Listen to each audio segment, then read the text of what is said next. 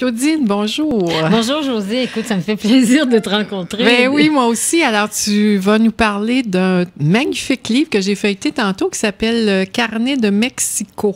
Oui, je pense que si tu avais ce livre-là, il serait évidemment et sur ta table de cuisine ou de chevet et un livre qu'on peut offrir à des amis. Oui, parce qu'il est vraiment magnifique. Là, les photographies sont extraordinaires. Oui. Ah, Josée, moi, je suis tombée en amour avec ce livre-là. Il vient tout juste de paraître et puis regarde visuellement, c'est vraiment un spectacle. Oui, les couleurs sont très, très belles. La lumière est belle. Ça ressort bien. Oui, et c'est ça que tu remarques parce que chaque page, ils ont fait un reflet du Mexique. Ils se sont dit, Mexico, c'est une ville qui bouge, une ville qui est baroque.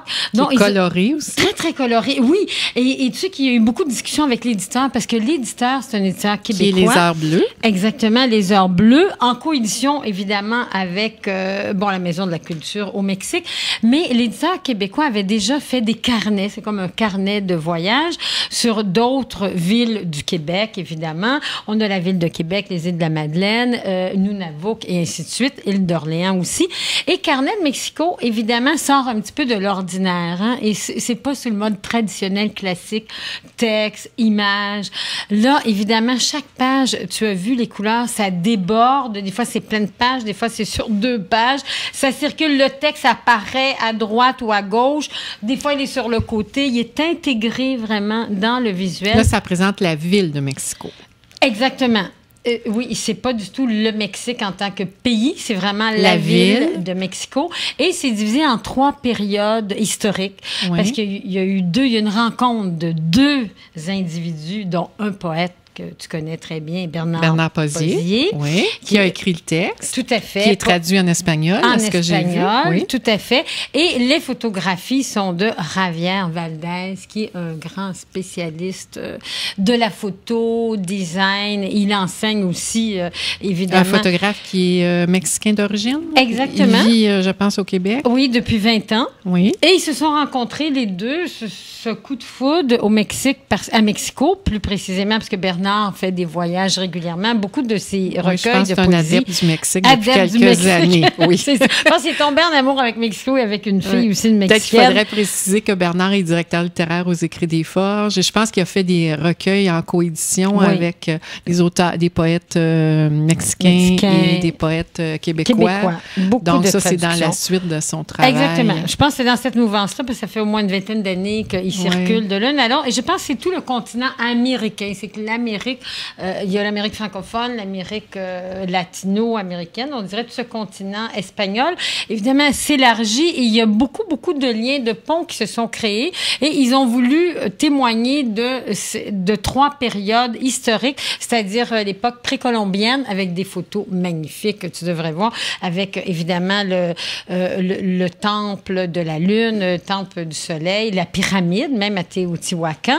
Ensuite, il y a toute la deuxième période coloniale où les Espagnols sont arrivés. Donc, c'est vraiment une architecture totalement différente. Et l'époque moderne où dans la ville même, ça grouille de phénomènes. Ils ont pris évidemment des monuments historiques, des cathédrales.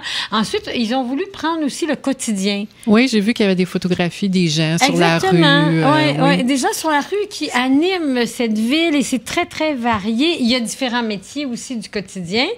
Ensuite, des parcs. Parce que ça, c'est une dimension très, très importante. Comment la ville, évidemment, a cette importance, même si on dit que c'est une ville qui est grande, qui est immense. Je pense que c'est 20 ou 30 millions de population. C'est énorme.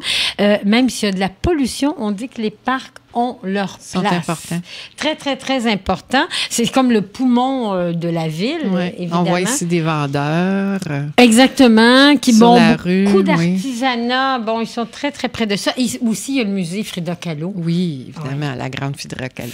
Exactement. On ne peut pas passer. Oui, je l'ai vu tantôt. Tu l'as vu? Une belle maison bleue. Tu vois, c'est un album qui contient à peu près 200 photos. Ils ont pris 1200 photos sur 2 mois. Ils ont retenu l'essentiel. Donc, c'est la ville à travers tout ce baroque, des textes.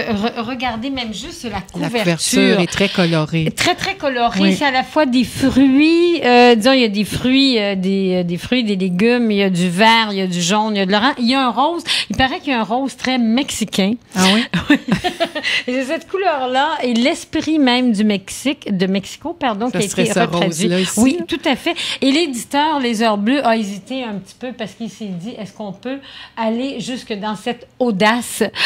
Parce que c'était un rose qui n'y avait pas tellement au Québec. Et il s'est dit, on va trouver cette couleur originale et qui se trouve être mixée avec le vert, le jaune, les fruits. Bon, il y a la papaye, il y a le melon. Et ensuite, bon, il y a des cactus. Évidemment, toute la nature, elle est présente. Il y a le côté humain, toute la dimension historique, évidemment, avec les temples, toutes les divinités à Teotihuacan ou à d'autres lieux. Mais c'est certain que c'est Mexico qui était le point central. Et je pense que c'est un carnet à se procurer. Et les textes, ce sont des textes très descriptifs qui nous invitent à aller un petit peu plus loin ou uniquement par les photos. On peut donc, des textes que Bernard Pozzi a écrits en regardant les photos. Exact. Il a écrit ce que les photos lui inspiraient. Oui, tout à fait, tout à fait. Donc, je pense que c'est un livre que l'on recommande. C'est un très, très beau livre. Les Heures Bleues pour le printemps, l'été, ce sont des couleurs toniques. Et on regarde une page de ça, on se met à rêver, hein, comme quoi les mots nous font voyager aussi. Oui. Alors, merci à toi, Josée, aussi d'avoir été là. Et puis, on se dit bonne continuation à la semaine prochaine. À la semaine prochaine.